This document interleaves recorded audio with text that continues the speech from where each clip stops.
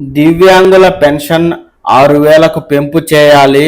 MRPS జాతీయ అధికార ప్రతినిధి మందకుమార్ మాదిగ, విహెచ్పిఎస్ జాతీయ ప్రధాన కార్యదర్శి గడ్డం కాసిం ప్రభుత్వాన్ని డిమాండ్ చేశారు. హనుమకొండ బాలసముద్రంలోని ప్రెస్ క్లబ్ లో ఏర్పాటు చేసిన విలేకరుల సమావేశంలో వారు మాట్లాడుతూ దివ్యాంగులకు స్థానిక సంస్థల ఎన్నికల్లో రిజర్వేషన్ కల్పించాలని, బ్యాక్లాగ్ పోస్టులను వెంటనే భర్తీ చేయాలని డిమాండ్ చేశారు. దివ్యాంగుల సమస్యలను ప్రభుత్వ దృష్టికి తీసుకెళ్లేందుకు ఈ నెల 19న హైదరాబాద్లో ఎంఆర్పీఎస్ అధినేత మందకృష్ణ మాదిగ ఆధ్వర్యంలో రాష్ట్ర కమిటీ సమావేశం నిర్వహించనున్నట్లు తెలిపారు.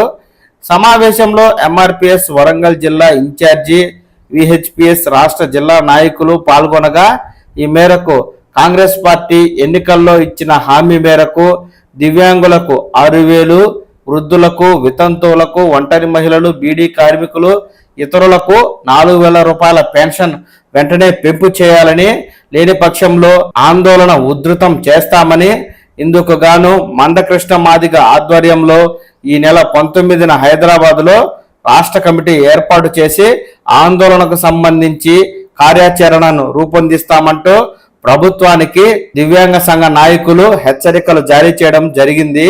ఈ నేపథ్యంలో 15 నెలల కాంగ్రెస్ ప్రభుత్వ హయాంలో ఇంకా పింఛన్ల పెంపు చేయకపోవడం వృద్ధులు, వితంతువులు, దివ్యాంగులను తీవ్ర అసహనానికి గురి చేయడమే కాకుండా ఒక్క కొత్త పింఛను కూడా మంజూరు చేయకపోవడంతో కొత్తగా పింఛన్లకు దరఖాస్తు చేసుకుని ఏండ్లుగా ఎదురు చూస్తున్న వారు కూడా తీవ్ర నిరాశకైతే గురవుతున్నారు.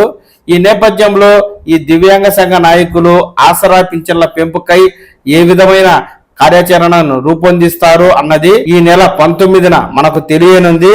ఆ విషయం ఎప్పటికప్పుడు నేను మీకు అప్డేట్ అయితే ఇస్తూనే ఉంటాను. ఈ సమాచారాన్ని మీరు తెలుసుకోవడం కోసం ఎప్పటికప్పుడు ఈ ఛానల్ని లైక్ చేసి సబ్స్క్రైబ్ చేసుకోండి. నమస్కారం.